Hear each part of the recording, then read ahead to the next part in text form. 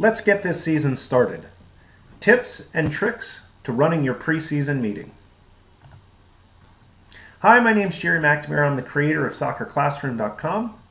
I've been a player, coach, and administrator for, basically my whole life. I love this game. And for the past 20 years, I've been lucky enough to earn a living because of soccer. And I'd like to share those insights that I've learned through the years with you.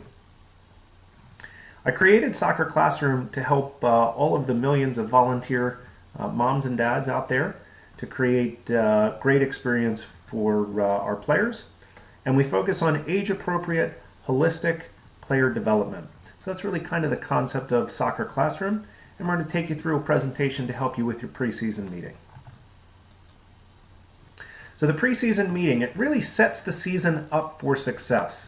And what we're going to do is we're going to run you through kind of the basics of a meeting, why you should have a meeting, who should have one, when you should have it, what points you should cover, and when you leave the meeting, what everyone should be doing after the meeting is over. So why should you have a meeting? I think this is really important, and we put this graphic here where the guy is carrying everything on his shoulders and people just keep on adding on to it. So I think sometimes the coach takes responsibility for every and anything. And so the first point of why you should have a meeting is it establishes what we call the soccer triad of success. And that triad is composed of the coach, the parent, and the player. And I think sometimes people, particularly parents, mistake that positive and successful soccer experiences is only up to the coach and the player.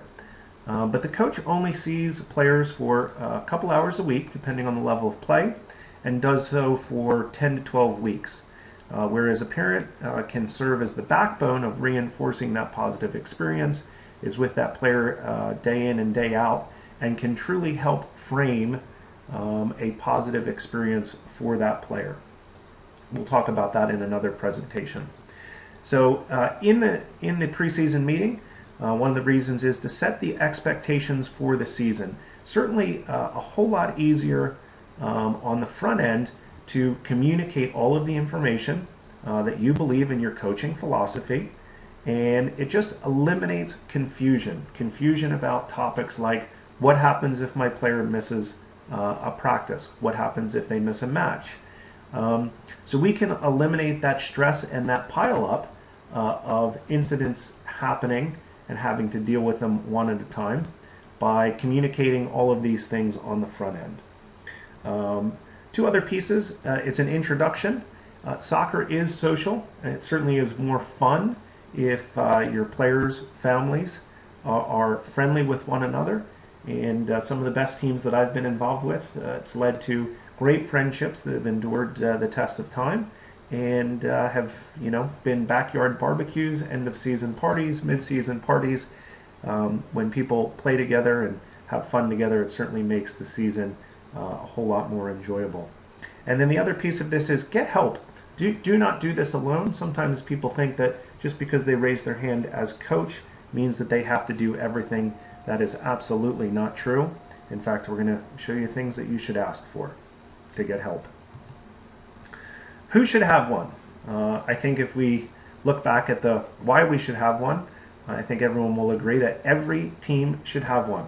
And this is no matter the level of play, whether it's recreational squirt soccer or it is the most competitive high school age. This meeting is critical to set up the season for success. One of the things that I'd like to point out is don't get lulled to sleep.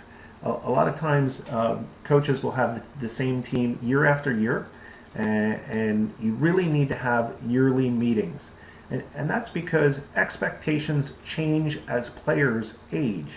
I think a good example of this is as players transition in my group from U10 to full-sided at U11, that player becomes more cognitively and emotionally aware as a person, and the emphasis of and point of contact transitions predominantly from the parent to the coach whereas the player starts to own that relationship more and more, and that's giving them a responsibility for their own experience and helping them to grow as a player. So even if you have the same team, the same players, the expectations do change, and you need to communicate that. So don't get lulled to sleep. When and where should you have it? These are just things we've learned through our 20 years of working with coaches. A great time is Sunday afternoons around 4 o'clock. You might want to check your local football schedule, because obviously NFL football is an important piece. So you might want to have it a little bit earlier if your team's playing the 4 o'clock game or the 1 o'clock. Just a little tip and trick there. And then weekdays at 7 p.m., which is typically an after dinner time when one or both parents can leave the house with their son or daughter. Places to have it: if your soccer club has a clubhouse, that's a great place. Your house creates a home field advantage. Sometimes people aren't completely comfortable with their public speaking skills, and so you can be a little bit at ease since you're on your home field. A restaurant, we're big believers in breaking bread together. And so again, soccer is a social thing. Keep it social, keep it fun and interesting. It makes it all the more enjoyable. Or if those things don't suit you, your personality, you can check out a church, a library, or any other public venue.